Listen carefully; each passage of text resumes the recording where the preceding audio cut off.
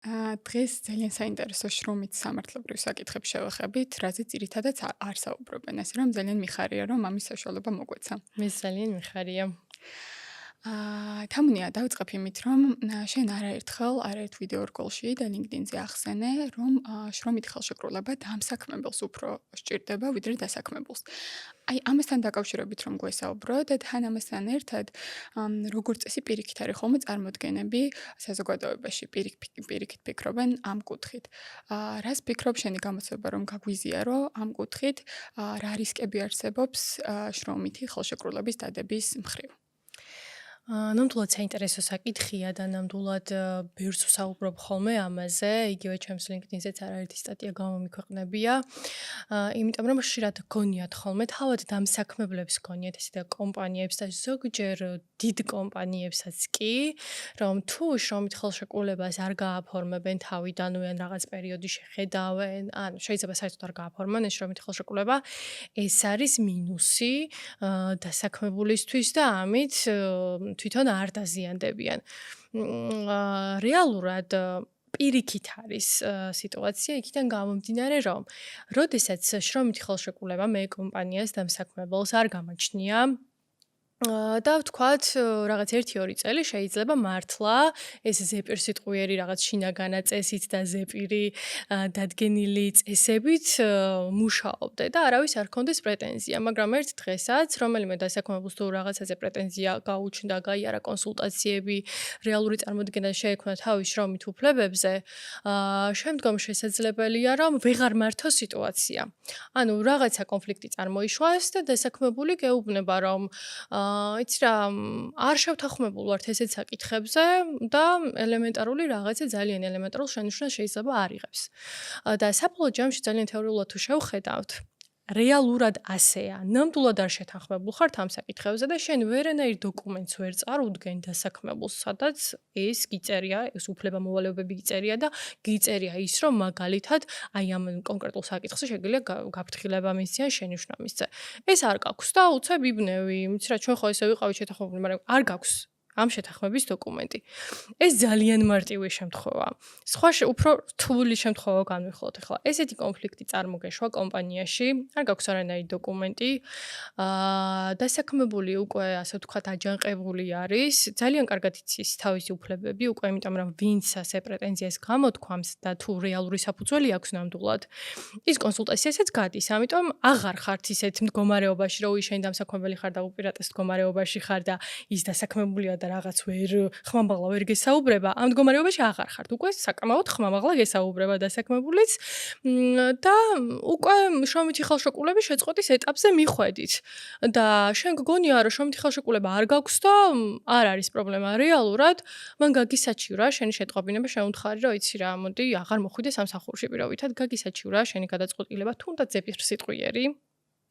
ანუ კიდე ესეთი შეხედულებაა, რომ იცი რა, მე წერილობით დოკუმენტს არ გამოვცემ და რას გამისაჩივრებს, ანუ ჩვეულებრივ შენი ზეპირსიტყვიერი ნათქვამი, რომ ხოლმე სამსახურში აღარ მოხვიდე და დასაქმებული აღარ მოდის, ჩვეულებრივ საჩივრდება როგორც წერილობითი გადაწყვეტილება და შესაბამისად იქ უკვე სასამართლოში წამგებიან პოზიციაში არის დამსაქმებელი. არანაირი დოკუმენტი არ აქვს, არანაირი ხელშეკრულება არ აქვს. არაფერი არ აქვს თავისი შესარგებლო მტკიცებულებების სახით და უკვე ის, რომ დასაქმებული ცუდად იქცეოდა ბატონო მოსამართლე, აღარ ჭრის. მოსამართლე ითხოვს მტკიცებულებებს. რატომ არ შეესაბამებოდა დასაქმებულის ქმედება, შენს შინაგანა წესს და შიდა პოლიტიკას მაჩვენე, აღარ გაქვს ეს დოკუმენტი, შესაბამისად საქმეს აგებ.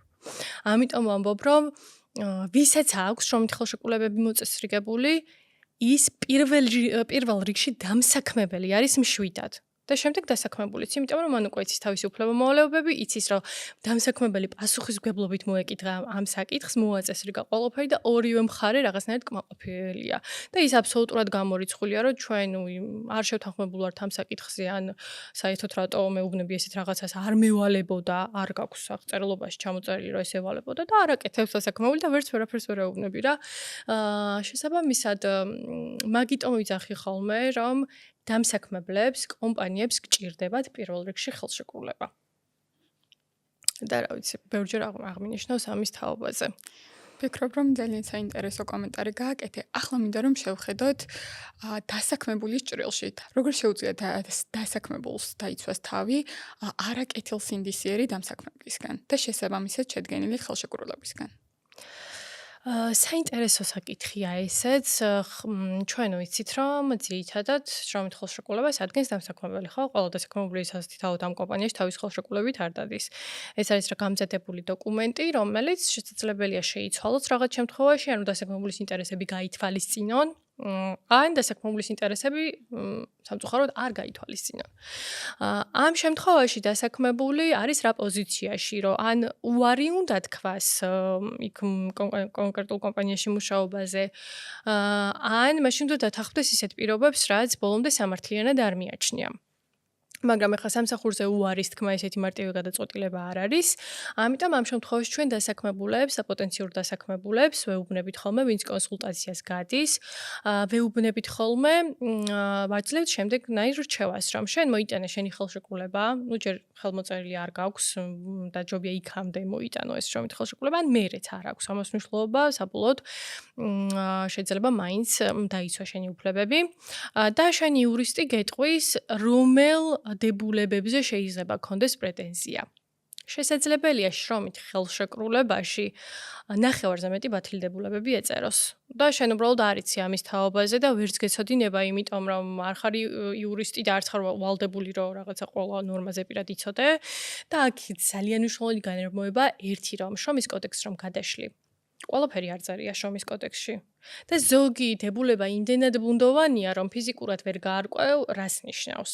და ეს უკვე სასამართლო პრაქტიკის სწორდება მერე სხვა საკანონმდებლო აქტებით, იგივე შრომის ინსპექციის პრაქტიკით და ბევრი ესეთი დოკუმენტით, რომელიც აუცილებლად უნდა გაიარო შენს იურისტთან და ის გეტყვის, რომ ესე კი წერია და შენ გონია, რომ რაღაცა ისეთ პოზიციაში ხარ, მაგრამ რეალურად სადავო თუ გახდება ეს და რაღაცა შენი უფლებების დარღვევა თუ შეეცდება დამსაქმებელი, აი ეს და ეს უფლებები გაქვს და რაღაც აი ნოუთების სახით ჩამოგაწერინებს და მე შენ უკვე მშვიდად ხარ რა, იმიტომ რომ იცი რომ თქვათ რაღაცა გარემოება თუ დადგა, შენ რაზე შეგიძლია რომ იდაბოან რა მიმართულებით შეიძლება დაიცვა შენი თავი. ამიტომ თუ დასაქმებელი შენ ხელშეკრულებას არ გიცვლის, ეს რა თქმა უნდა ცუდია, მაგრამ არ ნიშნავს იმას, რომ შენ უფლებებს ვერ დაიცავ, ამიტომ ხელშეკრულების რევიზია და ის რომ იურისტს წააკითხო ხელშეკრულება და გითხრას აი სამომავლოდ რა მდგომარეობაში იქნები, არის ძალიან კარგი აზრი ამ შემთხვევაში. ანუ მოკლედ რომ შევაჯამოთ, მნიშვნელოვანია რომ დასაქმებულმა წინასწარ გაიაროს კონსულტაცია იურისტთან. კი, დასაქმებულმაც, პოტენციურმა დასაქმებულმა, ანუ და დამსაქმებულმაც და კიდევ ერთი გარემოება მინდა აღვნიშნო, რომ შესაძლებელია შენ დროის სიმცირიდან ან სხვადასხვა მიზეზებიდან გამომდინარე ვერ მოასწარი, რომ დაგერეკა იურისტთან და შენი ხელშეკრულება გაგიგზავნა და მას წაეკითხა ეს, მაგრამ თქვათ გრძნობ, რომ აი მალე შეიძლება რაღაც უთანხმოება მოგივიდეს დამსაქმებელთან, ხომ? პირდაპირ ესეთ კონფლიქტში არ უნდა შევიდეს ამ დროს დასაქმებული, რაღაც ისეთი პრობლემური მიმოწერა არ უნდა იქონიეს დამსაქმებელთან, რა დროსაც სკრინებს მის საწინააღმდეგოდ გამოიყენებენ. თუ გრძნობს დასაქმებული რომ რაღაც პრობლემა აქვს, პირდაპირ უნდა დარეკოს იურისტთან და ასე უნდა გააგრძელოს ურთიერთობა თავის დამსაქმებელთან. ანუ ნაბიჯ უნდა გააგრძელოს ურთიერთობა და მან შეიძლება ისეთი ნაბიჯები გადადგას თავისი იურისტის დახმარებით, რომ დავაში საერთოდ არ შევიდეს, ისე მიიღოს ის სარგებელი, რაც რეალურად ეკუთვნოდა. და დაარეგულიროს, ანუ არც ერთი მტკიცებულება არ შეიქმნას იმის თაობაზე, რომ რაღაცა შენ პირიქით შენ არ დაგბრალდეს, ასე ვთქვათ, ის რაც შენი ბრალი არ იყო. ემოციურ ფონზე ხდება ხოლმე ესეთი ძალიან უხეში მიმოწერები, მე ან ერთი მხარე იყენებს ამ მიმოწერას, ან მეორე მხარე და უბრალოდ ეს ყველაფერი საჭირო არ არის რა. ანუ პირდაპირ შეგიძლია რაღაც პრობლემა თუ გაქვს, საუკავშირდე სპეციალისტს და იმან ნაბიჯ გითხრას, როგორ უნდა მოიქცე. ყველაზე საუკეთესო ვარიანტი არის ეს და ელემენტარულად ამ შემთხვევაში მშვიდადაც ხარ. ერთია რომ სამსახურის დაკარგვის საშიშროება გვაქვს რაღაც მომენტში და შრომით ხელშეკრულებას უსაფუძვლოდ გიწყვეტენ და მეორეა როგორ ფსიქოლოგიური მდგომარეობით გიშვებენ სამსახურიდან, იმიტომ რომ შეიძლება ის კომპენსაცია აღარც გინდოდეს, იმდენად აი ჩვეულებრივ შეიძლება თერაპია გჭირდებოდეს რაღაც რამდენიმე თვიანი ისეთი კონფლიქტური სიტუაციით წამოხვიდე და ამიტომ როდესაც თავიდანვე იურისტით მოძრაობ და ანუ იურისტი წვეთს ამ პრობლემებს რა შენ აღარ ფიქრობ იმაზე შეხვედრებზე დადიხარ იურისტით ხელშეკრულება უკვე მას უჭირავს ხელში და სამართლებრივად ესაუბრება მეორე მხარეს და ისიც ანგარიშს გიწევს უკვე. მანამდე ანგარიშს არ გიწევენ. სამწუხაროდ თუ არ ვიცი, ესეთი მდგომარეობაა ნებისმიერი პრობლემის შემთხვევაში და მინიმუმ ანგარიში რომ გაგიწიონ და მინიმუმ ეს ფსიქოლოგიური და ემოციური სტრესი შენ თავზე არ აიღო და გადააბარო სპეციალისტ. მისთვის ეს სტრესი არ არის, მისთვის ეს არის ჩვეულებრივი სამუშაო. ამიტომ აი ამ რჩევებს ვიძლევ ხოლმე თავიდანვე ჩართეთ სპეციალისტი და ნუ ჩაიგდებს თავს უხერხულ და ზოგჯერ დამამცირებელ პოზიციაშიც, იმიტომ რომ იციან ხოლმე ესეთ მდგომარეობაში დასაქმებულები შეიძლება 5-7-10 წელი მუშაობდე და ბოლოს ისე გამოგიშვან სამსახურიდან, რომ თითქოს არც არაფერი ყოფილა და ვისაც ყავს ის ადამიანი, რომელიც მისამართლებრივ უფლებებს დაიცავს, იმას ხვანაირად პატივისცემით ეპყრობიან. ძალიან საინტერესო ინფორმაცია, როგორც დასაქმებულობის კუთხით, ასევე დამსაქმებლობის კუთხით, იმიტომ რომ ხშირად ორივე მხარე ძალიან მოწყვლადია ხოლმე, თუ ამის შესახებ ინფორმირებულები არ არიან, ასე რომ მადლობა მისთვის. ახლა შევხები ესეთ საკითხს. მაინტერესებს კომპანიები როდის უნდა იწყებდნენ შრომით ხელშეკრულების სისტემაში დანერგვას უკვე. პრაქტიკიდან გამომდინარე შემიძლია ვთქვა, რომ ამ შემთხვევაში სულ ორი გარემოება გვაქვს. ერთი საუკეთესო ვარიანტია, როდესაც როგორც კი საჯარო რეესტრში დაარეგისტრირებენ კომპანიას, მაშინვე მზად არის შრომითი ხელშეკრულებები, იციან რომ სპეციალისტს უნდა გაამზადებინონ, იმიტომ რომ ზედმეტი თავის ტკივილი არ უნდა ხოლმე კომპანიას და სწორია და მივესალმები ამას. იმიტომ რომ როდესაც თავიდანვე აწესრიგებს კომპანია შრომით სამართლებრივ დოკუმენტაციას ხელშეკრულებაში განაწეს ინსტრუქციებს, არაერთი ინსტრუქცია შეიძლება ქონდეს სხვადასხვა საკითხზე კომპანიას. ის არის მშვიდად. პროცესები კომპანიაში მშვიდად მიმდინარეობს და ზედმეტ თავის ტკივილი აღარ აქვს რა, იმიტომ რომ აი ყველაფერზე არ εδავებიან და აბა ეს როგორ და ის როგორ ეს მდგომარეობა არ არის.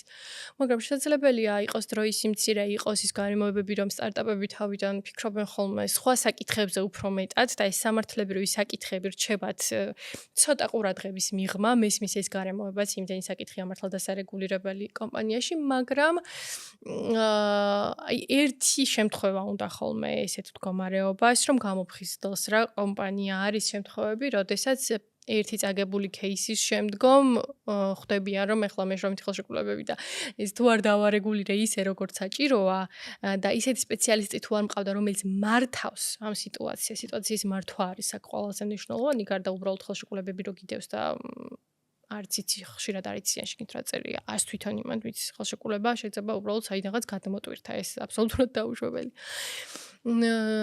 ვინც მართავს ამ სიტუაციას და ეს შიდა პოლიტიკის დოკუმენტები გაქვს, მე უკვე წარმართავ პროცესებს და ერთი წაგებული кейსი ჭირდება ხოლმე ამას, ვინც თავიდანვე არ აწესრიგებს, მერე უკვე იწყებს მოწესრიგებას, იმიტომ რომ რაღაც 10,000 ლარი დაეკისრა და აღარ უნდა რომ ზარალში წავიდეს. სულ ვიმეორებ, რომ წაგებული შრომითი დავა ნიშნავს ძალიან დიდ ფინანსურ დანაკარგებს. თან მნიშვნელოვანი აქვს რომელი რგოლის თანამშრომელი გვედავება და შელახულ რეპუტაციასაც ნიშნავს ფინანსებს რომ თავი დავანებოთ, იმიტომ რომ აი დიდი კომპანიების мотиваცია ხოლმე ის რომ აი რას მიზავს ახლა ერთი შრომითი დავა, კარგი გადავიხდი იმ 50,000 ლარს, ან 100,000 ლარს, მაგრამ რეპუტაციას რას უშვები, ასე ვთქვათ, იმ შელახულ რეპუტაციას, იმიტომ რომ ის იმ დასაქმებულმა რომელიც დაიჭირა ეს სასამართლო გადაწყვეტილება ხელში უფლება აქვს რომ ისაუბროს ამის გარშემო. შენ მას ვერ აუკრძალავ, იმიტომ რომ დადასტურდა რომ ისი უფლებები დაირღვა. შესაბამისად, ეს უკვე ვრცელდება, ერთი кейსიც კი ძალიან მასშტაბურად ვრცელდება და დაკარგული ფინანსები იმდენად მტკივნეული არ არის ხოლმე ხშირ შემთხვევაში, როგორც შელახული რეპუტაცია და ამიტომ სასურველია რომ თუ დავუშვით ის შეცდომა რომ თავიდანვე არ გვქონდა შრომითი დოკუმენტაცია, შევეცადოთ რომ დღეს ჩავატაროთ აუდიტი ჩვენს კომპანიაში სამართლებრივი და დღეს შევადგენოთ ეს დოკუმენტაცია, მაგრამ თუ ესეც ვერ მოვახერხეთ, მაშინ თუ რაღაც кейსი წარმოგვეშვა, თავიდანვე სპეციალისტი ჩავერთოთ რომ იმან მართოს ეს პროცესები. მაგრამ როდესაც დოკუმენტაცია გვაკლია, პროცესების მართვა იმ ეტაპიდან უკვე რთულდება. ამიტომ ორი შემთხვევაა ხოლმე, ან თავიდანვე აწესრიგებენ, ან დაეკისრება ძალიან დიდი თანხები და მერე მიხვდებიან, რომ ეს საკითხი მოსაწესრიგებელია. აი ეს ორი შემთხვევა არის ხოლმე ძირითადად, როცა ამაზე ფიქრს იწყებენ დამსაქმებლები. გმადლობ, კარგია რომ მეორე საკითხზეც გაამახვილე ყურადღება. ამ შემთხვევაში გულისხმობ, რომ პრობლემის წარმოშობის შემდეგ ხდება უკვე რეაგირებაზე ზრუნვა. ამ შემთხვევაში შეიძლება ქონია კიდეც შეხება მსგავს კომპანიებთან, რომელიც შეიძლება იურისტზე გარკვეულწილად თანხებს ზოგავდეს და კონკრეტულ ერთ ადამიანს გადააბაროს ამ ყოველფრის მოწესრიგება. შეიქმნა პრობლემა, მიხვდა იმას, რომ რაღაც დოკუმენტაცია მოსაწესრიგებელია და დაავალოს პირობითად საქმეთა მართლს, რომელიც ითავსებს ყველანაირ ფუნქციას. HR-ი, იურისტი და ასე შემდეგ. ან შეიძლება საერთოდ ბუღალტერს გადაებაროს, ან HR-ს გადაებაროს ეს ყველა ფუნქცია, რაც იურისტის უფლება მოსილებაში შედის. რამდენად გქონია მსგავსი შემთხვევა, ან რა რისკები არსებობს ამ კუთხით? ან რამდენად არის საერთოდ ეს გამართლებული? ძალიან გავრცელებული პრაქტიკაა სამწუხაროდ, როდესაც ეს როლი, ანუ შრომით-სამართლებრივი საკითხის გადაჭრის ფუნქცია და მით უმეტეს პრობლემის გადაჭრის ფუნქცია აკისრია მენეჯერს, რომლის უფლებამოვალეობებში წესით ეს არ უნდა შედიოდეს. მენეჯერი არ არის ის რგოლი, რომელსაც უნდა მოთხოვოს შრომით-სამართლებრივი პრობლემის გადაწყვეტა. ეს არის სპეციალიზირებული იურისტის უფლებამოვალეობები და როდესაც არასწორად არის ეს განაწილებული, მაგალითად აი HR-ი მართავს კი რაღაც მე მართავს ადამიანურ რესურსებს, მაგრამ ჩვენ კომპანიებში HR-ები და იურისტები კოლაბორაციით წყვეტთ ამ საკითხებს, იმიტომ რომ HR-ი აღწერს კონკრეტულ სიტუაციას, რომ ესეთი სიტუაცია მაქვს კომპანიაში, მაგრამ შრომითი ხელშეკრულებით, თქვათ, აი შრომითი ხელშეკრულების შეწყვეტის ეტაპიდან განვიხილოთ, რომ აზრი აღარ აქვს, მაგალითად ურთიერთობის გაგრძელებას და HR-ი ამბობს, რომ შრომითი ურთიერთობა უნდა შეწყდეს, იმდენად დარღვევებს აქვს ადგილი, მაგრამ ეს თავისი ინიციატივით არ უნდა გააკეთოს. იმიტომ რომ ის კონკრეტ შრომითი ხელშეკრულების შეწყვეტის საფუძვლები არის განსხვავებული. შრომის კოდექსი ამას აღწერს, რა საფუძვლებით შეიძლება შეწყდეს შრომითი ურთიერთობა სამართლებრივად და საფუძველში თუ შეგვეშალა, მაშინ შრომით დავას წავაგებთ, იმიტომ კი არა რომ მართლები არ ვართ და დასაქმებული ძალიან კარგად იქცეოდა და ჩვენ მოვიგონეთ რაღაცები. არა, შეიძლება მართალიყო, შეიძლება მართლა უხეში დარღვევა ქონდა, მაგრამ შენ ეს სათანადოდ ვერ გამოსახე და ვერ დაასაბუთე შრომით სამართლებრივი ურთიერთობის შეწყვეტის დამადასტურებელ დოკუმენტში. იქნება ეს ბრძანება, შეტყობინება თუ ასე შემდეგ, სხვა გიწერია, სადაც სხვა კახარ. მაგ შემთხვევაში უბრალოდ ფორმალურ სამართლებრივი გაუმართავობის გამოაგებ პროცესი და არაერთი გადაწყვეტილება არის ამის თაობაზე მიღებული. მაგალითი, აი ძალიან მარტივი მაგალითი განვიხილოთ. დასაქმებულმა შესაძლებელია ჩაიდინა უხეში შრომითი დარღვევა, რაღაც ძალიან ცუდი დააშავა პირობითად და HR-ი ან მენეჯერი ან დირექტორი ეუბნება ან ყველაზე უარესი წერს, რომ მიცი რა ხო, მიცი რომ ნამდვილად დააშავე და მოდი შენი ნებით წადირა სამსახურიდან. ესეთი ხდება ყოველფეხის ნაბიჯზე, რატოღაც გავრცელებული პრაქტიკა და ვერ ხვდები რატომ. დასაქმებულს რომ უნდოდეს წასვლა, წავიდო და ხომ არ სჭირდება შენი მითითებები ამის თაობაზე და როდესაც უთითებ, ესე იგი მის ნებაზე ძალადობ. ანუ მის ნებას შენ თვითონ განსაზღვრავ და ეს საბოლოოდ შენს საზიანოდ მოქმედებს, როდესაც სასამართლო დავა დაიწყება. ის გეუბნება, რომ მე არ მინდოდა სამსახურიდან წასვლა და მენეჯერმა დამაძალა, მენეჯერი დამემუქრა, ის მერე განავრცობს ამას და იმდენი კუთხით აჩვენებს, როგორც ასე ვთქვათ, შეიძლება შენ ვერ წარმოგედგინა. ამიტომ მენეჯერს უნდა ვაკისრებთ აი ამ ხელაპასუხისმგებლობას, აუცილებლად იურისტმა უნდა მიიღოს მსგავსი სახის გადაწყვეტილება, იმიტომ რომ იურისტმა იცის შემდგომ სასამართლო დავა როგორ წარიმართება, რა პროცესები მიდის იქ, რა დოკუმენტაცია უნდა წარადგინოს, რა საკითხი როგორ უნდა დაასაბუთოს. შენ ხომ ეს ვერ გეცოდინება, იმიტომ რომ სხვა უფლება-მოვალეობები გაქვს და ეს არ შედის შენს უფლება-მოვალეობაში, უბრალოდ არც უნდა იცოდე.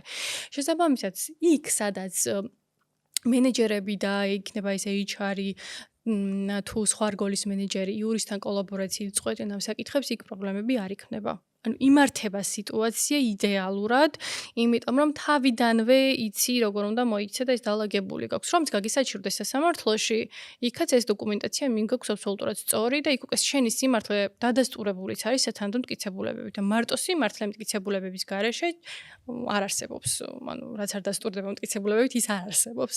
ზოგადი პრინციპია.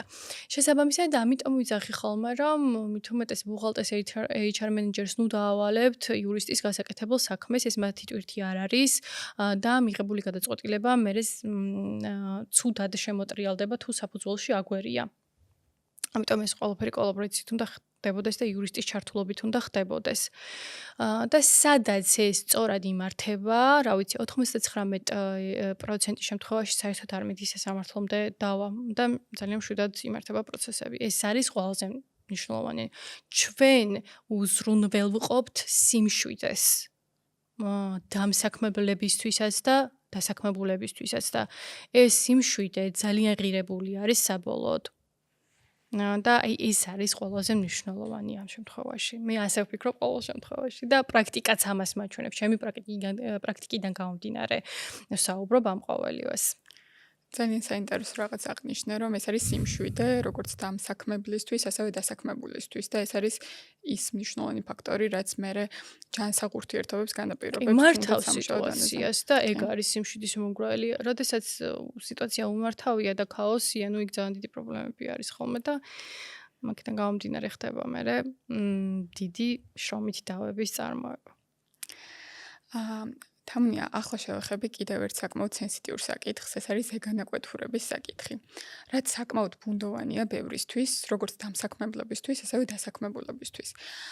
აი, ამის შესახებ რას გვეტყვი, საწერია ზეგანაკვეთურის შესახებ ინფორმაცია და ასევე ეს არის ტექნიკური საკითხი თუ უფრო არსებითი საკითხი. შენი გამოცდება რომ გაგვიზიარო და ხედვა ამ კუთხით. ძალიან მიკვირს, როდესაც ესეთი საკითხი ტექნიკურ საკითხად არის მიჩნეული და ესე უყურებენ, რომ სადღაც არამნიშვნელოვან დოკუმენტში უნდა ეწეროს, რეალურად ეს არის შრომითი ხელშეკრულების არსებითი პირობა. არსებითი პირობა რას ნიშნავს, რომ ის აუცილებლად უნდა ეწეროს პირველ რიგში შრომით ხელშეკრულებაში. სხვა დოკუმენტებში შეგვიძლია გავამეოროთ და განვმარტოთ და განვავრცოთ, მაგრამ შრომით ხელშეკრულებაში აუცილებლად უნდა გვეწეროს ამას გვალდებულებს კოდექსი. რატომ გამოვყავით ახლა ზეგანაკვეთური სამუშაოს ანაზღაურების წესი? ეს არის ყველაზე მტკივნეული პრობლემა და დიდი ფინანსური, ასე ვთქვათ, წნეხი მოდის ხოლმე კომპანიების შემოწმებისას ამ საკითხზე, რასაც რეალურად ძალიან მსუბუქად უყურებენ ხოლმე წინასწარ. მაგალითად, იგივე ვთქვათ, შემოვიდა შრომის ინსპექცია გვამოწმებს, ჩვეულებრივი მიმდინარე შემოწმება არის. და ნუ ჩვენ არ გვაქვს რა კარგად მოწესრიგებული დოკუმენტაციაში ეს დებულება და ნუ ერთი გარემოება ის რომ დაგვავალეს რომ იც რა უნდა ჩაწერო ეს შრომით ხელშეკრულებაში როგორ ანაზღაურებს ზეგანაკვეთური სამუშაოს ნაწილს. მაგრამ მეორეა ის რომ რა თანმიმდევრულ ვალდებულებებს მაკისრებენ კიდევ ამასთან დაკავშირებით შეიძლება იყოს იქ ჯარიმა, იმიტომ რომ მნიშვნელოვანი დარღვევად მიიჩნიოს ინსპექციამ და სხვადასხვა სახის ანაზღაურებები დამავალოს. შესაბამისად, ეს უნდა იყოს შრომით ხელშეკრულებაში მოწესრიგებული. და შემდგომ ითვალისწინებს შრომის კოდექსი კიდევ ერთ გარემოებას, რომ თქვათ, ანაზღაურება მიწერია, მაგრამ ორივე მხარევთან ხვდებით შემდგომ კონკრეტულ შემთხვევაში, რომ იცი რა ალტერნატიული დასვენება მირჩევნია. შეიძლება დასაქმებული მეუბნება და მეც მაწყობს მყავს საკმარისი კადრები იმ მომენტისათვის და მირჩენია რომ დასაქმებულმა დაისვენოს და იმ ზეგანაკვეთურის სანაცვლოდ დასვენებით ავუნაზღაურო. ოღონდ შრომით ხელშეკრულებაში მიწერია რომ თანხას ვუხდი, ხო? პირველადი წესი ეს მაქვს დადგენილი. ამიტომ, როდესაც ამ საკითხზე ვთანხმდებით, პატარა წერილობითი დოკუმენტი უნდა შედგეს, რომ ნამდვილად ორმხრივად შევთანხმდით და არც ერთის ცალმხრივი გადაწყვეტილება ის არ ყოფილა და ჩავდოთ დოკუმენტაციაში, იმიტომ რომ შრომის ინსპექცია რომ შემოვა, დადასტურებული უქონდეს, რა სახით აუნაზღაურეთ თანამშრომელს ზეგანაკვეთური სამუშაო და ეს დასტურდებოდეს. მნიშვნელოვანი საკითხია და ამაზეც ხშირად ვსაუბრობ ხოლმე, რომ რაღაცა არ არის ის საკითხი, რომელიც უნდა გამოგრჩეს ხელშეკრულებიდან. აი ამ საკითხზე კიდევ ბევრისგან გამიგია მსგავსი გამოცდილება, რომ შეიძლება ხელშეკრულებაში წერია ეს ფორმალურად, მაგრამ სამუშაოს მოცულობა იმდენად დიდია, რომ დასაქმებულს თავად უწევდეს დამატებითი საათების გამოყოფა იმისთვის, რომ შეასრულოს და გარკვეულ ესე ვთქვათ, ეგრეთ წოდებულ დედლაინებში ჩაედიოს. რადგან ესე ვთქვათ, კომპანიის მფლობელი მოითხოვს მათგან, რომ ეს ყველაფერი მოასწრონ, როგორც უნდა ისე მოასწრონ. აი ამ შემთხვევაში ზეგანაკვეთური ზედაზღვარი რა არის? არსებობს ზედაზღვარი, ან როგორ შეგვიძლია ამის დარეგულირება, რომ დასაქმებულებმა იცოდნენ საკუთარი, ესე ვთქვათ, ფუნქცია მოვალეობები და თან ამასთან ერთად ბერკეტები ქონდეთ იმისთვის, რომ თავი დაიცვან შესაბამის მომენტში. ეს ძალიან საინტერესო და ამავდროულად პრობლემური საკითხია და ერთგვარი ხარვეზით შეიძლება ვუწოდოთ შრომითი კანონმდებლობის იქიდან გამომდინარე, რომ შრომითი კანონმდებლობა ზოგადად განსაზღვრავს, რომ უნდა ავუნაზღაურო დასაქმებულს ზეგანაკვეთური სამუშაო. მაგრამ რამდენით უნდა ავუნაზღაურო და რამდენი შეიძლება იყოს ზედაზღვარი დასაქმებულისთვის, მე ვგულისხმობ სრულწლოვან პირს უკვე, რომელზეც რაღაც შეღავათები აღარ მოქმედებს სამუშაო საათებთან და ზეგანაკვეთურთან და დაკავშირებით, ან ჩვეულებრივი კლასიკური დასაქმების ფორმა გვაქვს სახეზე. აქ უკვე ზედაზღვარს აღარ ადგენს შრომის კოდექსი და რეალურად ზეგანაკვეთური სამუშაო შეიძლება იყოს ბევრი და დიდი. აი რას ვაკეთებთ ამ შემთხვევაში? ეს ცალსახად პრობლემად რჩება. ერთია რომ თქვათ როგორ ვაწესრიგებთ ამას შრომით ხელშეკრულებაში, რახან კოდექსში არ გვიწერია, ამას უკვე სასამართლო პრაქტიკა ავსებს და გვეუბნება რა ფორმით და რაოდენობით ვანაზღაურებთ საშუალოდ რაოდენობით ვანაზღაურებთ ზეგანაკვეთურ სამუშაოს, მინიმალურ რაოდენობას გვიდგენს. მაგრამ მაქსიმალური დრო რამდენი რაც შეიძლება რომ თანამშრომელმა ზეგანაკვეთურად იმუშაოს. აი ეს უკვე ღიად რჩება. შესაბამისად, აი აქ უკვე სადავოობისას თუ ამ საკითხზე მოხდა დავა უკვე დამსაქმებელსა და დასაქმებულს შორის. და რა ხდება ამ დროს, როდესაც უკვე ვდაობთ ამ საკითხზე, იმიტომ რომ მე ვამბობ რა არა ადეკვატური სამუშაოს ოდენობას ვასრულებ, 10 კაცის ანონსოდ მუშაობ და ერთია რომ შეიძლება არც მინაზღაურებდე რაც კატასტროფაა, მაგრამ რომც მინაზღაურებდე არ შემიძლია ხო ამდენი მუშაობა. შესაბამისად უკვე დამატებითი მტკიცებულებების მოძიება ხდება, ასე ვთქვათ, რომ რასთან გვაქვს საქმე. ზოგიერთი დასაქმებული თავისი ინიციატივით განსაკუთრებით დასაქმების საწყის ეტაპებზე რომ მეტი ისწავლოს და განვითარდეს თავისი ინიციატივით შესაძლებელია რჩება, ვთქვათ, მუშაობს, მაგრამ ესეთი შემთხვევა გვაქვს თუ მე 10 კაცის საქმეს ვასრულებინებ და ეს შეიძლება დავადასტუროთ სხვადასხვა სახის მტკიცებულებებით, იგივე მეილებით, იგივე მიმოწერით, იქ ჩანს ხოლმე მე უკვე რა სამუშაოს, რა მოცულობის სამუშაო შესრულდა და შესაძლებელია უკვე დასაბუთებული პრეტენზია გქონდეს და ეს გაითვალისწინოს შემდგომ დავისას სასამართლომ, იგივე შეიძლება შრომით ხელშეკრულება შევწყვიტეთ ამ უთანხმოების საფუძველზე და მე ყველაფერი დასასაბუთებელი ხდება ხოლმე. ამიტომ ამას უკვე დამატებითი მტკიცებულებებს ვაგროვებთ ასეთ საკითხზე და დამატებითი მტკიცებულებები გვჭირდება და უკვე შრომის სამართლის ზოგადი პრინციპებიდან, გონივრულობის ფარგლებიდან ამოვდივართ და ყველაფერი მაინც აი გონივრულობამდე დადის, გონივრულობის საზომამდე და მაგით გინდება რამდენად ადეკვატურ პირობებში იმყოფებოდა თუნდაც ამ თვალსაზრისით დასაქმებული. თამუნია შენ ახსენე ძალიან საინტერესო რაღაც მეილები მიმოწერა და ასე შემდეგ. ხშირად დაბნეულობას იწვევს ხოლმე ის ფაქტი, რომ დამსაქმებლებმა უფრო მეტად დასაქმებულებმა, ასე ვთქვათ, არ იციან რა არის იურიდიული ძალის მქონე დოკუმენტები. ამ შემთხვევაში ხშირად დამსაქმებლები შეიძლება ესე ვთქვათ ბოროტად იყენებდნენ ზეპირ სიტყვერ შეთანხმებებს. დასაქმებულს ეგონოს რომ ეს არის რაღაც იურიდიული ძალის მქონე თუნდაც, ან ეს ზეპირ სიტყვერად შეჯერდნენ რაღაცაზე და შესაბამისად საქმეზე რომ მივა და რაიმე გაპრობლემდება, ფაქტობრივად ბერკეტების გარეშე რჩებიან ხოლმე მე როგორც ვიცი. აი ამ კუთხით რას გვეტყვი, ღირს ზეპირ სიტყვერის შეთანხმებები თუ აუცილებლად უნდა იყოს დადასტურებული ან მიმოწერის ფორმატში ეს ყველაფერი გაკეთებული, იმისთვის რომ მერე ორივე მხარეს კონდეს ბერკეტი საჭიროების შემთხვევაში, თუნდაც თავდაცვის კუთხით. ძალიან მარტივად ვიტყვი ამის თაობაზე, რომ რაზეც მე მტკიცებულებას ვერ წარვადგენ, იმ ფაქტს ვერ ვადასტურებ. მოწმეთა ჩვენებებით, მხოლოდ მოწმეთა ჩვენებით შეიძლება რაღაც საკითხები ვერ დავადასტუროთ, იმიტომ რომ მას არ ამყარებდეს სხვა მტკიცებულებები. შესაბამისად, როდესაც რაღაც მნიშვნელოვან საკითხს ვაგვარებთ, ახლა ბუნებრივია ჩვენ ვართ ჩვეულებრივ ურთიერთობაში, ხო დასაქმებული დამსაქმებელი.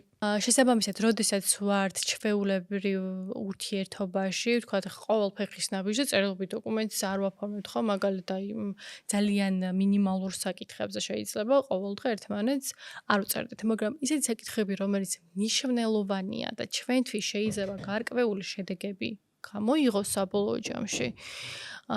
ის აუცილებლად რაღაც ფორმით მინიმუმ მიმოწერით უნდა დასტურდებოდეს. თუ თქვათ რაღაც დოკუმენტზე არ მიწერს, რომელიმე მხარი შეგნებულად ხელს. შეიძლება ესეთი შემთხვევაც იყოს. შესაბამისად, შეიძლება მე ჩემ დამსაქმებელს დრო გყავს. ამაზე ხშირად საუბრობთ ხოლმე, შემიწყდა შრომითი ურთიერთობა და წერილობით დოკუმენტს არ მაძლევს და მპირდება, რომ მაგალითად რამდენიმე თვის ანაზღაურებას მომცემს, იმიტომ რომ აღიარებს, რომ არ არის მართალი, ხო? მაგრამ ამაზე ბიზრტყერად მეუბნება დღეს ხვალ გადის დრო, მე არაფერი დოკუმენტი არ მიჭირავს, არც ანაზღაურება არ მომცეს, ვადების გავუშვი და ნულზე ვრჩები. აი, წინა საკითხს შევეხები, რომ ჯობს თავიდანვე იურისტს აუკავშირდეთ და იმენ მართოს ეს პროცესები და თუ ეს ვერ მოვახერხეთ, თუ ვხედავთ, რომ რამდენიმე დღე გადის უშედეგოდ, მერე მაინც დაუკავშირდეთ, იმიტომ რომ ზეპირ სიტყვი არის შეთანხმების საფუძველზე. ესეთი მნიშვნელოვანი ფინანსური საკითხები, საბოლოოდ მაინც ფინანსური საკითხი გამოდის, თუნდაც ანაზღაურების ნაწილი. არ წყდება და გივიწყებენ, იმიტომ რომ მტკიცებულება არ გაქვს. შესაბამისად, მნიშვნელოვანი საკითხი წერილობით შევათანხმოთ და თუ არ გვითანხმდებიან, შემდგომ სპეციალისტი ჩავრთოთ და ის დაარეგულირებს პროცესებს. ძალიან საინტერესოა და ვფიქრობ, ბევრს გამოადგება ეს ინფორმაცია. ახლა მინდა რომ სტარტაპებს შევეხოთ. შენ მანამდე ახსენე სტარტაპების საკითხი და მინდა რომ უფრო სიღრმისეულად გავიაროთ ეს სტარტაპების შემთხვევაში, რომელიც საქართველოში ძალიან ბევრია უკვე და ძალიან აქტიურად იქმნება, შრომითი ურთიერთობების კუთხით რა თავისებურებები არსებობს, რომ გაგვიზიარო. ძალიან საჭირო და მნიშვნელოვანია თუ სტარტაპებს ეცოდინება თავისი უფლებები შრომის სამართლებრივ ნაწილში, იმიტომ რომ მათთვის შეღავათებს ადგენს კოდექსი. სანამ სტარტაპად ითვლება კომპანია, იმ პერიოდში ყველაზე მნიშვნელოვანი შეღავათი რაც აქვს და რაც ცალსახად არის დადგენილი კოდექსით, არის მოკლევადიანი ხელშეკრულებების დადების შესაძლებლობა.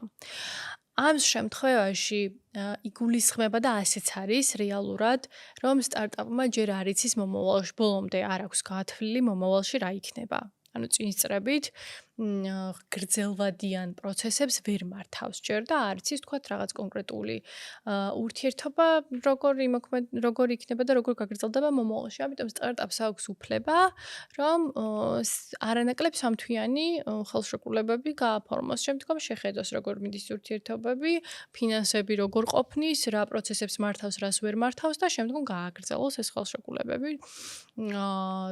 თავისი დაკვირვების ფონზე. ამიტომ ეს ინფორმაცია თუ არ აქვს, შესაძლებელია პირდაპირ უვადო ხელშეკრულებები დადოს და მე ძალიან დიდი პრობლემები წარმოიშვას, იმიტომ რომ ვერ დაალაგდება თანამშრომელთან და ის ყველა ფეხის ნაბიჯზე გაუსაჩივრებს ყველანაირ გადაწყვეტილებას და ცვლილების შესაძლებლობას არ მისცემს. ამ ხელშეკრულებაში გქონდა ესეთი შემთხვევა, არაერთი, რომ ხელშეკრულებების აუდიტი დაგვიყვეთ ერთ-ერთმა სტარტაპმა, რომ ვაპირებ ამ ხელშეკრულებების დადებას, აი ეს დოკუმენტაცია მაქვს და ვამოწმებ, ორმაგ გადამოწმებას აკეთებდა. რამდენად გამომადგება ეს ხელშეკრულებები. იმიტომ რომ ის დაფიქრდა ის ადამიანი ძალიან დიდი ინდუსტრიაში აპირებდა ფეხის შედგმას და არ უნდოდა რომ შეცდომა მოსვლოდა. და ასეც უნდა იყოს ეს სწორი მიდგომაა და ჩვენ რომ გავიარეთ ეს ხელშეკრულებები აღმოჩნდა რომ პირდაპირ უვადო შრომით ხელშეკრულებას უდევდა სტარტაპია ჯერ ეხლა აფუძნებს კომპანიას და ზუსტად არ იცის რა იქნება მომავალში და რომ დავაზუსტე რატომ ხდებოდა ეს ყველაფერი არ იყო დამფუძნებელი ინფორმირებული საერთოდ იმის თაობაზე რას ნიშნავს უვადო შრომითი ხელშეკრულება. და რამხელა პრობლემა ექნებოდა ერთ თვეში თუ რაღაც პროცესები უმართავი გახდებოდა ამ თვალსაზრისით სტარტაპისთვის. შესაბამისად, აი ესეთი მინიმალური ინფორმაცია უნდა მივიღოთ ხოლმე. და ვთქვათ, შეგვეშალა. გავაფორმეთ რაღაცა ისეთი ხელშეკრულებები, რომლებიც არ უნდა გაგვეფორმებინა, აუდიტით შეიძლება გამოსწორება დროულად იმ შეცდომების რაც დაუშვით. შესაბამისად, ჯობს თავიდანვე თავი დავიზღვიოთ, თუ ვერ დავიზღვევთ, მალე მივხვდეთ იმას, რომ აუდიტი ჩავატაროთ, რომ და გადავაახალისოთ, თუ განვაახლოთ დოკუმენტაცია, რომელიც საბოლოოდ სადავოობის ეს პრობლემა შეიძლება გვიქმნიდეს. მინიმუმ მივიღოთ ამის თაობაზე ინფორმაცია. ამიტომ ეს მნიშვნელოვანია და სტარტაპებმა უნდა იცოდნენ ეს განსაკუთრებით. და კიდევ ერთს ვურჩევდი სტარტაპებს, რომ არ გამოიყენოს სხვა კომპანიის შაბლონები. ეს არის გავრცელებული პრაქტიკა, იმიტომ რომ ერთი კომპანიის შაბლონი მეორეს არასდროს არ ადგება. ყველა კომპანიის საქმიანობაა სპეციფიკური და შენ კონკრეტულად შენი საქმიანობიდან გამომდინარე გჭირდება ბერკეტები. ამიტომ ნუ ჩამოტვირთავთ და ნუ გადააკოპირებთ და გადააქსეროქსებთ სხვა კომპანიის ხელშეკრულებას, არ გამოგადგებათ.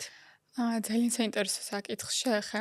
შენ არაერთხელ გიხსენებია, რომ სხვადასხვა შრომითი სექტორის წარმომადგენელს სჭირდება განსხვავებული შრომითი ხელშეკრულება.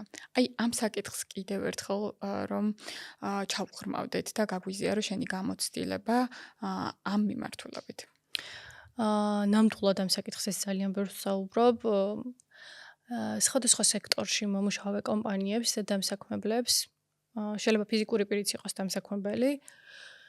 სჭირდებათ სხვადასხვა ხელშეკრულებები მათი საქმიანობის სპეციფიკაზე მორგებული. სამშენებლო სექტორს სხვანაირი შრომითი ხელშეკრულება ჭირდება. სამშენებლო სექტორშიც იყოფა შრომითი ხელშეკრულება. Construction სხვანაირი შრომითი ხელშეკრულებები ჭირდება. Development სხვანაირი ხელშეკრულებები ჭირდება. კვების ობიექტს სხვა ხელშეკრულება ჭირდება. სასწავლო დაწესებულება სხვა ხელშეკრულება ჭირდება და აღარ გავაგრძელებ, ანუ სხვადასხვა ინდუსტრიაში მოღვაწე და სხვადასხვა საქმიანობის სფეროს მქონე კომპანიებს ჭირდებათ სხვადასხვა ტიპის ხელშეკრულებები.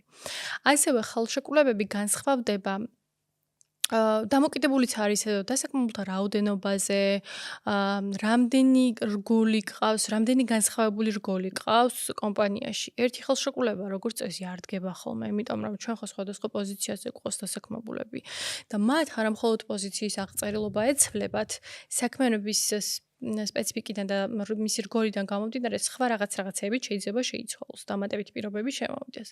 შესაბამისად, გააჩნია რომელ სექტორში მოღვაწეობ და ასევე გააჩნია რამდენი დასაქმებული ყავს, რამდენი პოზიცია გაქვს, რამდენი დეპარტამენტი გაქვს და ზოგადად როგორ მუშაობ. ამიტომ ნუ დააკოპირებთ სხვის შრომით ხელშეკრულებებს, იმიტომ რომ ინსპექციაში გამოწმებს და მიხვდება რომ შენ სხვაგან მიდიხარ და ის შრომითი ხელშეკრულებები სხვაგან მიდის. ამიტომ ყოველ კონკრეტულ შემთხვევაში შეიძლება შენ მუდმივად არ ყავს იურისტი, მაგრამ დასაწყისში მაინც სწორი მიმართულებით წადი და სწორი დოკუმენტაცია შეადგინე. ეს იქნება ჩემი რჩევა.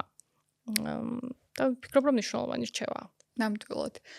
ამ კუთხით ცოტა კომიკური გამოცდება აქვს ხოლმე ბევრ კომპანიას, რომ შეიძლება თავიდან სამართლებრივად გამართულობის კუთხით დაიქირავონ, ესე უხეშად რომ ვთქვათ, იურისტი, რომელიც მათ დაეხმარება ხელშეკრულებების შაბლონების შედგენაში, რომელსაც შემდეგ უკვე წლებით და 10 წლეულობით იყენებენ.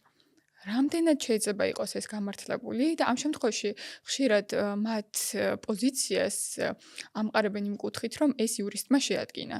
თუმცა ხანგრძლივობა რა ხანგრძლივობითაც ამას იყენებენ, საკმაოდ დიდია წლები ან 10 წლეულები. ამ შემთხვევაში თუ არსებობს რაიმე რისკები, თუ გამართლებულია ეს პრაქტიკა, რას გვეტყვი?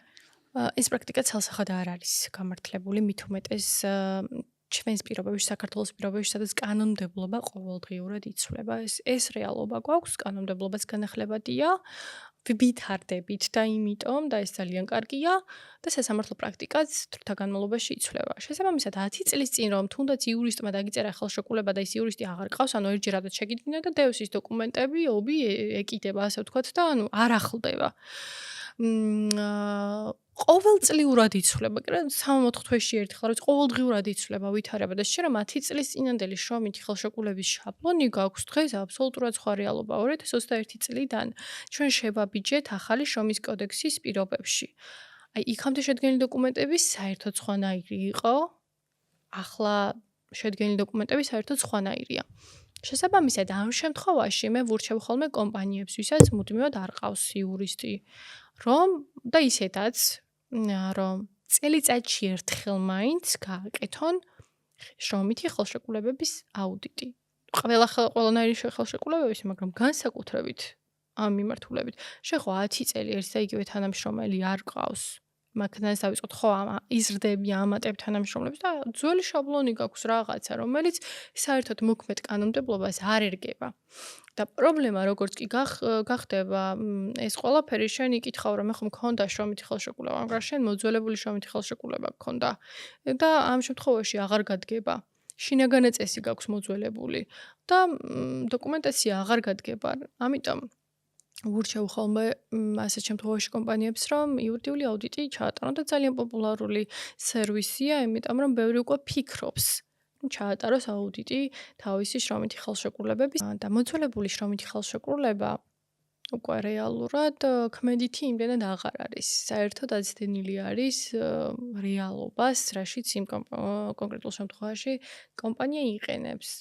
იმყოფება შესაბამისად აუდიტი, იურიდიული აუდიტი ამ შემთხვევაში ძალიან კარგი თავდაცვის მექანიზმია წელიწადში ერთხელ მაინც. ხელშეკრულებების განახლება აბსოლუტურად უზრუნველყოფს თქვენს სიმშვიდეს და დაცულობას ამ თვალსაზრისით.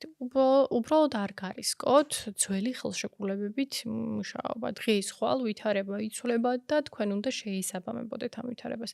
და როდესაც უკვე შრომის ინსპექცია შემოვა, თქვენ მტკივნეულად მოგიწევთ ხელშეკრულებების, ანუ მოგიწევთ მაინც ხელშეკრულებების განახლება, მაგრამ ჯარიმების და განასტურების და რაღაც დიდი ამბების შემდგომ უბრალოდ ეს საჭირო აღარ გახდება, როდესაც თქვენი ინიციატივით მინიმუმ წელიწადში ერთხელ შრომითი ხელშეკრულებების აუდიტს ატარებთ. მომზადებული ხართ უკვე შემოწმებისთვის, იმიტომ რომ თან გაჯანსაღებული გაქვთ იქამდე უკვე შიდა სტრუქტურა და რაღაცა ახალი ფურცლიდან გაქვთ დაწყებული და აღარ იქნება ისეთი მტკივნეული თქვენთან შრომით ინსპექციის შემოსვლა და რაღაცების გადამოწმება. ყველაფერი გექნებათ გასწორებული აუდიტის შედეგად, რომელიც თქვენ ინიციატივით ჩაატარეთ. ძალიან საინტერესო იყო და კარგია რომ შედეგებზეც გაამახვილა ყურადღება დარწმუნებული ვარ ძალიან ბევრს გამოადგება ეს ინფორმაცია. ახლა მინდა რომ HR-ების კუთხითაც შევხედოთ ამ საკითხს. სიტუაციაში, როდესაც HR იწვევს პოტენციურ დასაქმებულს. ამ შემთხვევაში job offer-ის საკითხს ვეხებით. ამ შემთხვევაში რა არის გასათვალისწინებელი, რაც HR-მა უნდა გაითვალისწინოს ან კოლაბორაციაში, იურისტთან კოლაბორაციაში რა საკითხები უნდა გაიაროს? job offer-ის საკითხი არის ერთ-ერთი ძალიან მნიშვნელოვანი საკითხი, რომელსაც ასევე რაღაც მსუბუქად უყურებენ დამსაქმებლები. job offer-ი უნდა იყოს სათანადოდ შედგენილი იმისთვის, რომ მან რაღაც პრობლემები შემდგომში არ წარმოშვას. ანუ იურისტმა უნდა შეგიდგინოთ, ანუ მინიმუმ უნდა რევიზია გააკეთოს, ანუ გადახედოს ამ დოკუმენტს და დაგიდასტუროთ ან დაგიკორექტიროთ ეს დოკუმენტი, რათა სადავოებისას არ მოხდეს მისი შრომით ხელშეკრულებაში გადაზრდა. ანუ იქ უნდა იყოს მითითებული და უნდა იყოს რაღაც ფორმით ნაჩვენები, დასაქმე პოტენციურმა დასაქმებულმაც უნდა იცოდეს ეს და უნდა ეწეროს, რომ ეს არ არის საბოლოო შეთანხმება. ან თქვენ აუცილებელია დასხდეთ შემდგომში და შრომითი ხელშეკრულების პირობებზე დაეთანხმოთ ერთმანეთს. ან შრომითი ხელშეკრულება გააფორმოთ და შემდგომ იქნება უკვე ეს საბოლოო შეთანხმება. როდესაც job offer-ი გავს საბოლოო შეთანხმებას, მას აქვს რისკი აღქმული იყოს შრომით ხელშეკრულებად. და ესეთი სასამართლო პრაქტიკა არსებობს პირდაპირ, რა შემთხვევაშიც job offer-ი იყო გაგზავნილი მერე კომპანიაში რაღაცები ვერ დალაგდა, კომპანიამ შეატყობინა, რომ დასაქმების პოზიცია აღარ იყო ვაკადრო გადაიფიქრეს, ასე ვთქვათ. და ამ დროს პოტენციური დასაქმებული თავის წინა სამსახურიდან უკვე წამოსული იყო, ემზადებოდა კომპანიაში დასასაქმებლად და დაიწყო სასამართლო დავა. ამასთან დაკავშირებით და სასამართლომ ეს დოკუმენტი და მასზე დათანხმება შრომით ხელშეკრულებად მიიჩნია. და სათანადო პასუხისმგებლობა დააკისრა კომპანიას მისი უგულებელყოფისთვის. შესაბამისად, job offer-იც არის ისეთი დოკუმენტი, რომელიც აუცილებლად უნდა იყოს იურიდიული სამსახურის მიერ დადასტურებული და უნდა იცოდე როგორ ექცევი job offers და რა უფლება მოვალეობებს წარმოშობს. ეს არის ძალიან მნიშვნელოვანი საკითხი. ახლა რომ შევეხოთ შვებულებების საკითხს, იმიტომ რომ შენ არაერთი პრაქტიკული რჩევა გაქვს ხოლმე ამ საკითხთან მიმართებაში. თუ შეიძლება ცოტა რომ გავშალოთ ეს საკითხი. შვებულებასთან დაკავშირებით, რასაც ვურჩევ ხოლმე კომპანიებს, ჩემი პრაქტიკიდან გამომდინარე და მეკითხებიან ხოლმე როგორ დავარეგულიროთ ეს ნაწილი. ზოგადად შრომის კოდექსი გვაძლევს უფლებას, რომ შევზღუდოთ დასაქმებული 11 თვიანი ვადიდან. შვებულების უფლება წარმოვუშვათ მხოლოდ 11 თვის შემდგომ. კი გვაქვს თეორიულად, გვაქვს ამის უფლება, მაგრამ რატომ არის კარგი და პრაქტიკული, რომ ცოტა უფრო ადრე ჰქონდეს დასაქმებულს შვებულებაში გასვლის უფლება. მაგალითად 6 თვის შემდგომ. ბევრი კომპანია უკვე ნერგავს ამ პრაქტიკას და ხელშეკრულებაში წერს, რომ 6 თვის შემდგომ უკვე წარმოეშვება დასაქმებულს შვებულებაში გასვლის უფლება. რატომ არის ეს პრაქტიკული? იქიდან გამომდინარე, რომ 6 თვე არის გამოსაცდელი ვადის მაქსიმალური პერიოდი. ეს უკვე გასული არის, ესე იგი ჩვენ მოგვეწონა ერთმანეთი ხო დასაქმებულს და დამსაქმებელს. და გრძელვადიანად განვიხილავთ თანამშრომლობას. ამას ნიშნავს გამოსაცდელი ვადის გასვლა. შესაბამისად, შემიძლია უკვე დასაქმებული შვებულებაში გავუშვა რაღაც ეპიზოდებით, რომ მე ბოლო თვეს არ გქონდეს 24 სამუშაო დღე ერთიანად მოსათხოვი. ეს უკვე კომპანიას აწვება ძალიან მძიმედ. მერე ფიქრობს გადატანაზე, მერე გადატანას თავისი საფუძვლები აქვს და არის გამონაკლისო და ერთჯერადი და კიდე სხვა პრობლემები წარმოიშვება. შესაბამისად, ძალიან პრაქტიკულია, როდესაც 6 თვეში ვაძლევთ უფლებას, ეს პირობითად ვამბობ, ეს პრაქტიკაში ესე დამკვიდრდა 6 თვეში წარმოუშვებთ. ამ უფლებებს, იმიტომ რომ კარგი დამსაქმებელიც ვარ ამ დროს. იმიტომ რომ შეღავაც ვაძლევ დასაქმებულს. დასაქმებულიც შვიდად არის, შვიდად ადგენს თავის განრიგს და მეც ბოლო 1 თვე არ მიწევს თვლიანად, რომ გავათავისუფლო შვებულების საფუძველში. შესაბამისად ძალიან პრაქტიკულია, როდესაც ამას ისე უფრო მსუბუქად და უფრო სამართლიანად ვაწესრიგებთ. ანუ ვაუმჯობესებთ დასაქმებულის მდგომარეობას.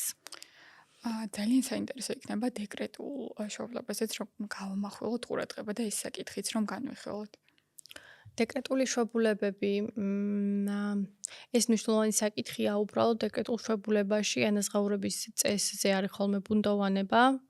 კოდექსში წერია რომ ანაზღაურებადია და ხანდახან ისე განიმარტება თითქოს ისე ჩანს თითქოს დამსაქმებელი ანაზღაურებს ამას რეალურად კანონქვემდებარე აქტებით დარეგულირებული აქვს რომ დამსაქმებელი არ ანაზღაურებს ეს არის სახელმწიფოს ანაზღაურებელი და აქ უნდა ვიცოდეთ უკვე რა დოკუმენტები უნდა მოვითხოვოთ და დამსაქმებლისგან რომ შემდგომ სახელმწიფომ ეს ანაზღაურება მოგცეს უნდა ვიცოდეთ დეკრეტული შვებულების ვადები ერთჯერადად უნდა ავიღოთ თუ როგორ შეიძლება ეს ვადა გავანაწილოთ და ამიტომ ამაზეც კონსულტაციები უნდა გავიაროთ რომ კოდექსი არის ბუნდოვანი და ამ ბუნდოვანებაში არ დავრჩეთ. ახლა მინდა რომ შრომითი ინსპექციის უფლებამოსილებებზეც ვისაუბროთ. თუ შეგიძლია რომ აი ამ ხრივ გაგვიზიარო ინფორმაცია.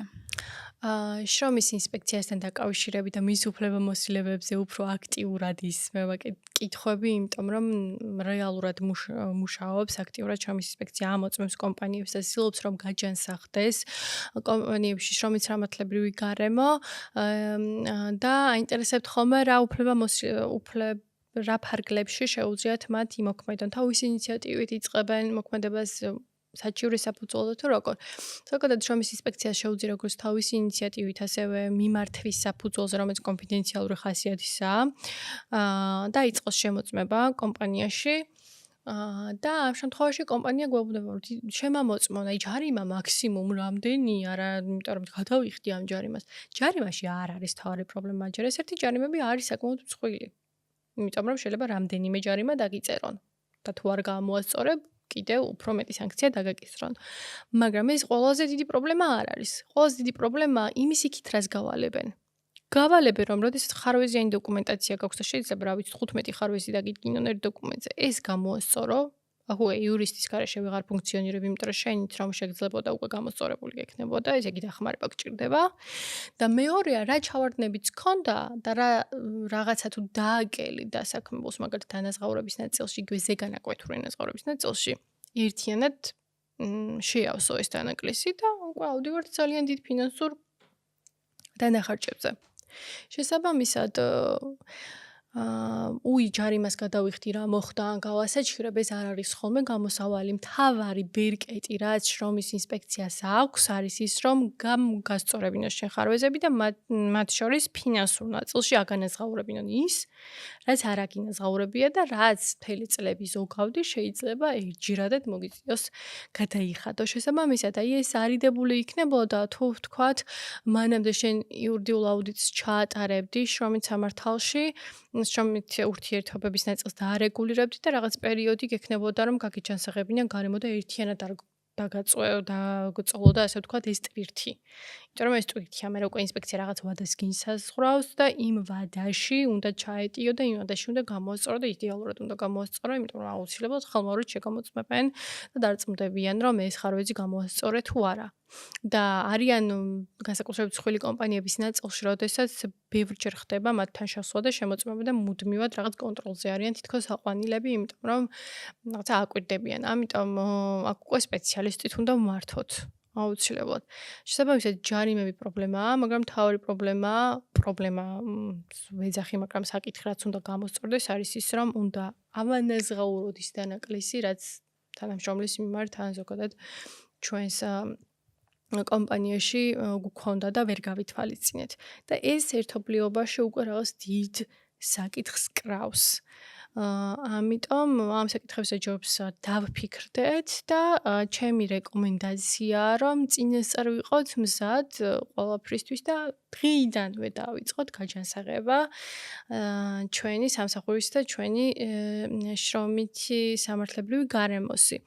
და ძალიან ბევრი შემთხვევა მქონია, როდესაც ეს ამ დოკუმენტაციის მოწესრიგება დავასრულეთ იგივე აუდიტის ფარგლებში თუ სტარტაპების ფარგლებში თუ ზოგადად დაგვიყვეთა კომპანიამ შრომით სამართლებრივი ურთიერთობის მოწესრიგება, როგორ ამოისუნთქეს, ასე ვთქვათ და დამშვიდდნენ, იმიტომ რომ ეს მართლა ისეთი საკითხია, რომლის გარეშეც რაღაც გაწუხებს, ანუ რაღაც შვიდად ვერ ხარ, იმიტომ რომ ვიცი რომ რაღაცა პატარ-პატარა ნაღმები გაქვს ჩადებული, რომელიც შეიძლება აფეთქდეს.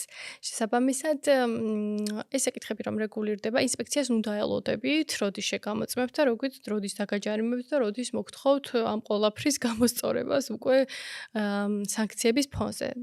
დღეიდანვე დაიწყეთ ამ ყველაფრის გამოსწორება თქვენი ნებით და უმტკინევლად გავხვალთ ფინიშამდე. ეს არის ჩემი რეკომენდაცია, რომელსაც მივცემდი დამსაქმებლებს. ძალიან დიდი მადლობა. ამით შეგვიძლია უკვე დავასრულოთ და გმადლობ ამ პრაქტიკული რჩევებისთვის, რაც ვფიქრობ, რომ ძალიან ბევრ ადამიანს გამოადგება. ჩვენ დღეს ვისაუბრეთ, როგორც მენეჯერმა და როგორც იურისტმა გქონდა, ასე ვთქვათ, დიალოგი, რომელიც შეიძლება ძალიან ბევრ კომპანიას გამოადგეს და არა მხოლოდ დასაქმებულებსაც და დამსაქმებლებსაც, თუ ჩვენი ნებით გავაჯანსაღებთ ამ ურთიერთობებს, გამოვასწორებთ დოკუმენტაციას და შევქმნით მყარ გარემოს პირველ რიგში ჩვენთვის, როგორც ამ შემთხვევაში დამსაქმებლის მხრიდან ვიძახი და მე უკვე დასაქმებულისთვისაც ჩვენივე სარგებელი იქნება ეს. და დასკვნის სახით ვიტყვი, აი შევაჯამებ, რომ კომპანია, რომელიც ამ საკითხებს აწესრიგებს, შრომით ხელშეკრულებებს და შიდა პოლიტიკის დოკუმენტებს, მას უთავისუფლდება ძალიან ბევრი რესურსი იმისთვის, რომ სხვა საკითხებში იყოს წარმატებული. ეს აღარ აწუხებს, ეს არის საკითხი, რომელიც უნდა გაწუხებდეს და რაღაცა დისკომფორტს გიქმნის. და ამიტომ მიხარია, რომ ჩვენ ამ საკითხებზე ვისაუბრეთ დღეს და დიდი მადლობა ამ საინტერესო შეკითხვებისთვის.